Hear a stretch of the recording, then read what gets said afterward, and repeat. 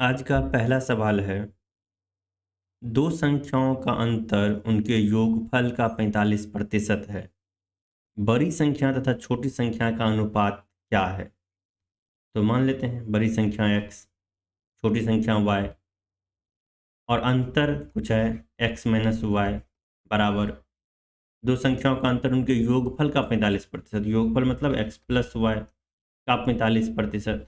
यहाँ लिखते हैं x माइनस वाई बराबर x प्लस वाई का 45%, मतलब गुना 45/145% हो गया। अब ये 9×5 = 45, 20×5 = 100 कैंसिल हो गया। और ये 20 मल्टीप्लिकेशन में लेफ्ट से अगर आएंगे तो मल्टीप्लाई हो जाएगा, और 9 को जो 9 है इसको यहाँ मल्टीप्लिकेशन हो जाएगा। तो 20x माइनस 20y बराबर 9x प्लस 9y। और अब ये 9x को इस लेफ्ट साइड में लेकर के आ जाते हैं तो 11x, 20x माइनस 9x हो जाएगा तो 11x बराबर 20x। अच्छा, यहाँ 9y और ये 20y उस साइड जाएगा तो प्लस में जाएगा तो 20×9 = 29y। अब y को इस साइड लाएंगे तो नीचे ले आएंगे, क्या लिखेंगे x/y बराबर 29 ऊपर में है और 11 को नीचे लेकर के आएंगे तो 29/11। x/y बराबर 29/11। बड़ी संख्या क्या पूछ रहा है? बड़ी संख्या तथा छोटी संख्या का अनुपात, मतलब पहले बड़ी संख्या, ऊपर में बड़ी संख्या और नीचे में छोटी संख्या, और अनुपात क्या बन रहा है? तो 29/11। तो इस तरह से आंसर हो गया 29/11।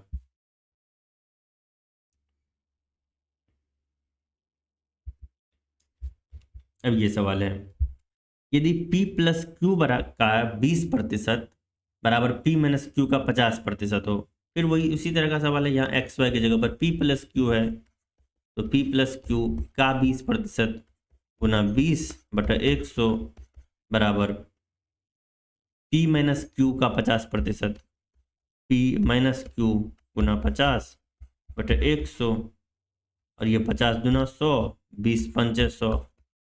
अब ये जो 2 है इसको ऐसे एक बार लिख देते हैं, p प्लस क्यू गुना 1/5 बराबर p माइनस क्यू गुना 1/2। जो जो मल्टीप्लिकेशन का नियम क्या होता है? क्रॉस मल्टीप्लिकेशन का, जो नीचे में होता है वो ऊपर आएगा, गुना होगा, और जो यहाँ जो भाग में है वो गुणनफल में जाएगा, गुना में जाएगा, गुणन में जाएगा। इस तरह से इसको 2 से मल्टीप्लाई होगा p प्लस क्यू को 2 टाइम्स p प्लस क्यू, और इसे 5 से मल्टीप्लाई होगा p माइनस क्यू को। और अब ये बन रहा है क्या? 2 times p plus 2 times Q, Q इस तरह से लिखा गया है 5 times p minus 5 times Q. अब यहाँ q माइनस में उस साइड इस साइड ले आएंगे तो प्लस में आ जाएगा, और 2 पहले से 2q पहले से है तो 7q हो जाएगा बराबर p उस साइड प्लस 5 है और ये 2p माइनस में जाएगा, प्लस में तो माइनस में जाएगा तो 5 - 2 3p। और इसको यहाँ लिखते हैं एक बार, क्या निकल के आ रहा है? 3p बराबर 7q। तो इट मीन्स p/q बराबर क्या होगा? p/q बराबर 7/3 है ना। p और q में अनुपात, यहाँ थोड़ा गलती लिखा हुआ है, अनुपात का चयन होगा। p और q का अनुपात क्या होगा? तो p और q का अनुपात हो रहा है 7:3। तो इस तरह से 7:3 इसका आंसर हो गया। अब ये सवाल है, किसी समकोण त्रिभुज को समकोण बनाने वाले समकोण त्रिभुज की किसी समकोण त्रिभुज की समकोण बनाने वाली भुजाएं 5:12 के अनुपात में है। यदि त्रिभुज का क्षेत्रफल 270 वर्ग सेमी हो तो कर्ण की लंबाई कितनी होगी? तो समकोण बनाने वाली भुजाएं के क्या अनुपात है? 5:12। तो 5x और 12x। और समकोण बनाने वाली भुजा, एक भुजा आधार होता है, एक भुजा लंब होता है, और क्षेत्रफल होता है 1/2 आधार गुना ऊंचाई। तो 1/2 गुना आधार 5x, कोई भी जो भी हो, गुना ऊंचाई 12x बराबर 270 वर्ग सेमी। अब ये क्या हो जाएगा? 2 5 12 x गुना x, x² बराबर 270 गुना 2 जो है नीचे में वो गुना में जाएगा, और ये जो 12 गुना 5 ऊपर में है नीचे में आ जाएगा, 12 गुना 5, 6 दूनी 12, 6 पंचे 30, 6 पंचे 30, जीरो है ना, 30 करेंगे तो 30 का ये जीरो कैंसिल हो जाएगा इधर, 9 तिया 27 ये कैंसिल हो जाएगा, तो x बराबर एक्स स्क्वायर बराबर 9, x बराबर ±3, लेकिन यहाँ +3 ही लेंगे क्योंकि अनुपात में बात हो रहा है, तो अनुपात में पॉजिटिव साइड में ही जाता है, तो +3, x बराबर 3 हो गया। तो x बराबर 3 हो गया, तो इस हिसाब से ये दोनों भुजा कितना हो गया, तो 5 तिया 15 और 12 तिया 36, एक भुजा 15 हो गया, एक भुजा 36 हो गया। तो अब विकर्ण की लंबाई कितनी होगी यहाँ से, अच्छा विकर्ण, या तो आप यहाँ से विकर्ण का फॉर्मूला आप अप्लाई कर सकते हो, 15 स्क्वायर प्लस 36 स्क्वायर और उसका वर्गमूल, या नहीं तो यहाँ से भी देखा जा सकता है कि जो 5 और 12 है तो विकर्ण उस स्थिति में 13 होता है, तो 5 तिया 15, 3 का अनुपात चल रहा है, तो 13 तिया 39, तो विकर्ण होगा 39 सेंटीमीटर, और वहां से भी निकल के आ जाएगा वर्गमूल करके। अब ये सवाल है, 1 रुपये 50 पैसे तथा 25 पैसे के 378 सिक्कों के मूल्यों का अनुपात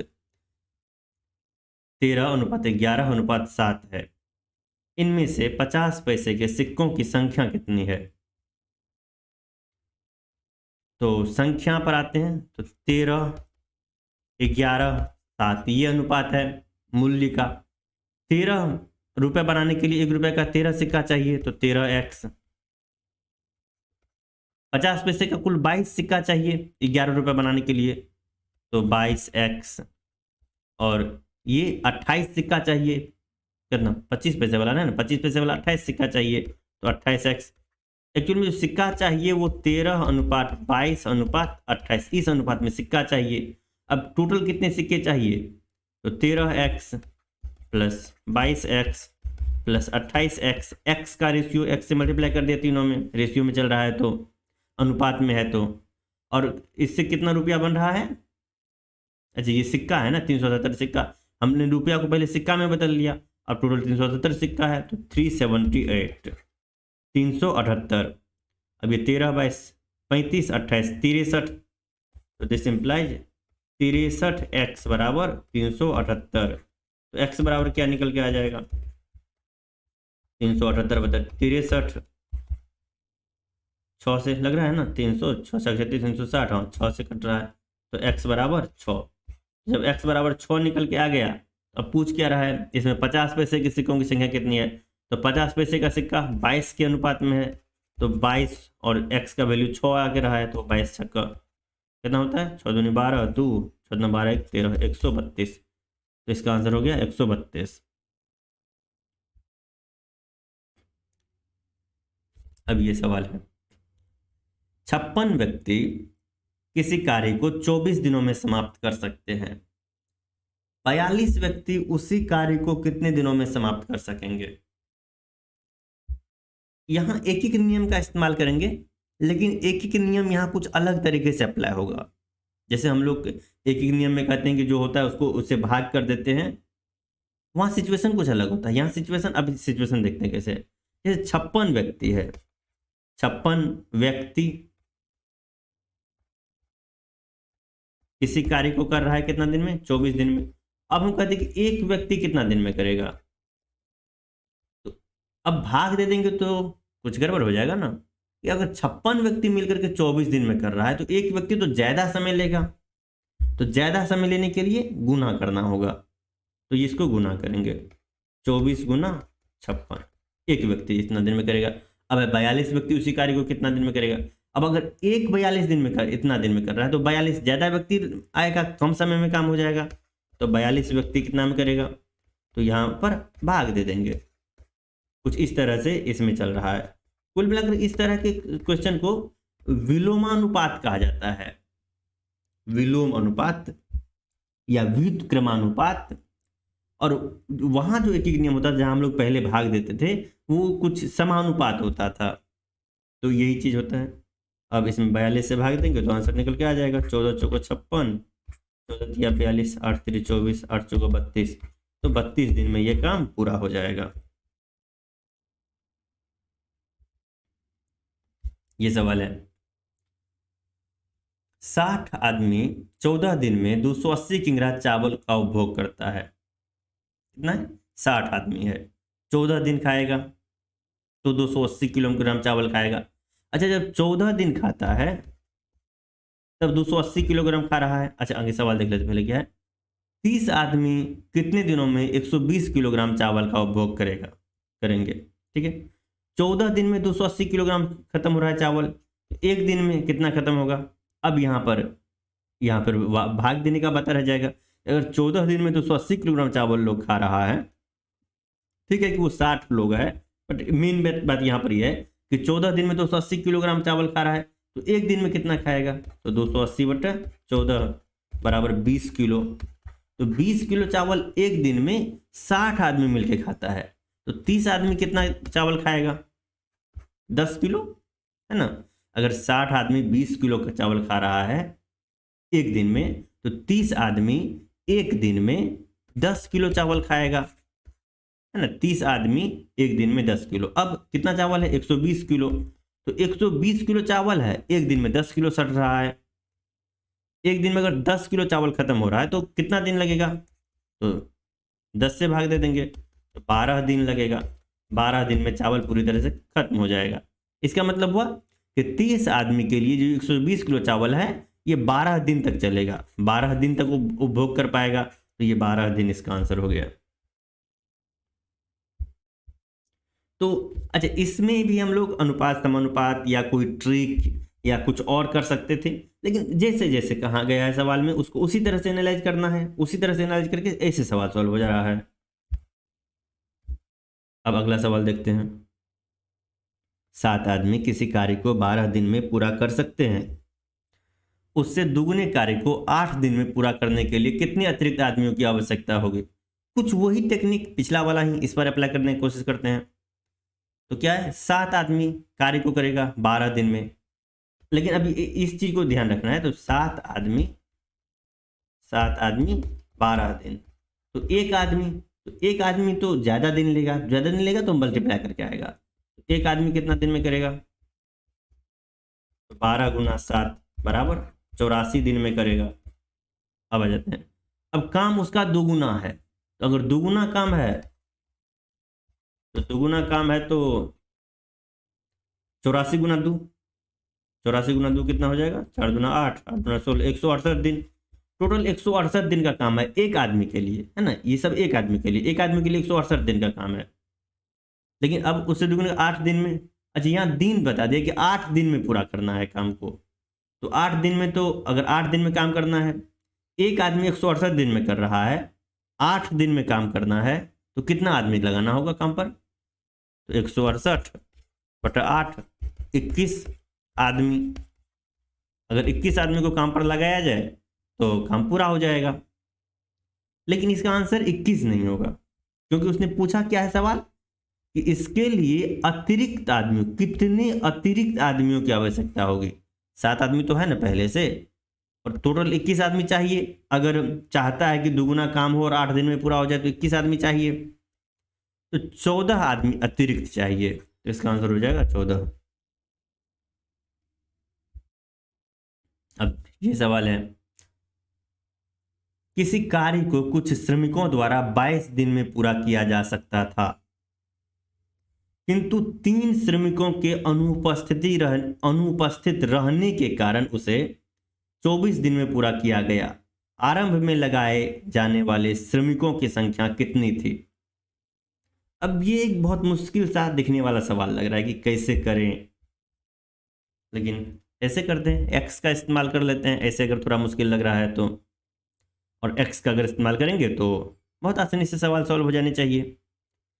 किसी कार्य को कुछ श्रमिकों द्वारा 22 दिन में पूरा किया जाता है, कितना श्रमिक वो नहीं दिया है, और पूछ यही रहा है कि आरंभ में कितना श्रमिक लगाना था। तो मान लेते हैं x श्रमिक करेगा, तो x श्रमिक उस काम को 22 दिन में कर रहा है। x श्रमिक 22 दिन में कर रहा है काम को। अब तो एक श्रमिक कितना दिन में करेगा? तो 22 × x 22x दिन में करेगा। ये तो हम लोग का सीधे सिस्टम है कि एक पर आना है तो मल्टीप्लाई करेंगे, क्योंकि अधिक दिन लगेगा। अगर अकेले एक व्यक्ति को काम करना है और अधिक दिन तक पहुंचने का तरीका है गुना करके पहुंचना। अब किंतु 3 श्रमिक अनुपस्थित रहने के कारण, तो टोटल कितना था x, लेकिन 3 गायब हो गया, 3 काम पर आया नहीं, तो x - 3 अब श्रमिक है, और x - 3 श्रमिक, x - 3 श्रमिक कितना दिन में काम कर रहा है, 24 दिन में। तो अब यहां से एक श्रमिक निकाल लेते हैं, कितना दिन में करेगा, तो एक श्रमिक करेगा 24 को x - 3 से गुना कर दिया जाए, इतना दिन लगेगा। अब यहां से दिन कितना लग रहा है एक श्रमिक को, 22x दिन, और यहां से ये नंबर निकल के आ रहा है कुछ 24 गुना x - 3, लेकिन काम तो सेम है, एक श्रमिक दोनों तरफ बराबर बराबर समय में होनी चाहिए। इसका मतलब ये हुआ कि ये 22x और ये 24 गुना x - 3 इस दोनों को बराबर होने चाहिए। कर देते हैं बराबर, 22x बराबर 24x - 3, उसको गुना कर देते हैं उधर, 22x बराबर 24x - 72, और अब इस 72 को इस साइड ले आते हैं तो प्लस में आ जाएगा, 24x है, इस 22x को उस साइड ले जाएंगे तो -22x हो जाएगा, तो ये 72 बराबर हो गया 24 - 22x, 2x, तो 2x बराबर क्या हो गया, 72, तो x बराबर क्या हो गया, 72 बटे 2 बराबर, इट मीन्स x बराबर 36, 36 गुना 72, तो ये 36, और यही कैलकुलेट करना था कि आरंभ में लगाए जाने वाले श्रमिकों की संख्या, और वो 36 हो गया। तो इस तरह से ये सवाल सॉल्व हो गया, 36 इसका आंसर भी दिया है। अगला सवाल, अब आयत पर ये सवाल है, उस आयत का परिमिति, परिमिति परिमाप दोनों एक ही बात होता है, उस आयत की परिमिति कितनी होगी जिसको एक भुजा, जिसकी, यहां जिसकी लिखना होना चाहिए, जिसकी एक भुजा 10 सेमी तथा विकर्ण 26 सेमी, आयत का एक भुजा दे दिया उसने, यही भुजा सपोज के लिए दे दिया 10 सेमी और विकर्ण दे दिया 26 सेमी, तो पूछ रहा है वो आयत का परिमिति, मतलब हमको ये अलग जो दूसरा भुजा, इस भुजा का लेंथ फाइंड करना होगा, और फिर आयत का फॉर्मूला जो होता है वो अप्लाई करना होगा, 2 गुना लंबाई प्लस चौड़ाई, यही फॉर्मूला होता है आयत के। और एक्चुअल में जो परिमिति होता है वो ये चीज होता है, चारों तरफ से भुजा का जो योग होगा, लंबाई का योग, यहाँ ये लंबाई चौड़ाई, इस तरह से यही होता है विकर्ण। तो मेन चीज इस सवाल में यही है कि इस लेंथ को फाइंड करना, और उसके लिए पाइथागोरस फॉर्मूला, तो ये 10 है, ये 26 है, तो ये कितना हो जाएगा, कर लेते हैं, 26 का स्क्वायर माइनस 10 का स्क्वायर, है ना, विकर्ण स्क्वायर माइनस लंब स्क्वायर या आधार स्क्वायर, कोई भी, 26 का स्क्वायर कितना होता है, 500, 600, 676 होता है, एक बार करके देख लेते हैं कितना होता है, 26 का स्क्वायर 56, 36, 12 दूना 24, 3 27, 2 दूना 4 2 6, 676 हो रहा है, और 10 का स्क्वायर 100, तो ये हो जाएगा 576, और 576 किसका स्क्वायर होता है, 24 का स्क्वायर होता है क्या, 24 का स्क्वायर 4 चौको 16, 4 दूना 8, क्या हो गया, 4 चौको 16, 1 4 दूना 16, 1 17, 1 दूना 4 1 5, 576 होता है, ये 24 का स्क्वायर, तो ये 24 हो गया, और जब 24 हो गया तो अब निकाल लीजिए, 24 दूना 48 प्लस 10 दूना 20, 68 सेंटीमीटर इसका हो गया परिमिति। और अब ये अंतिम सवाल है आज के सेशन का, एक वृत्त की त्रिज्या 3 गुनी करने से उसकी परिधि अपने पूर्व परिधि की कितनी गुनी होगी, तो मान, अच्छा, तो परिधि क्या होता है वृत्त का, 2 पाई आर ना, 2 गुना पाई गुना आर, वृत्त का त्रिज्या, त्रिज्या को 3 गुना कर, अच्छा ये पहले से है, और जब त्रिज्या को 3 गुना कर देंगे तो 2 पाई 3r, कितना हो गया,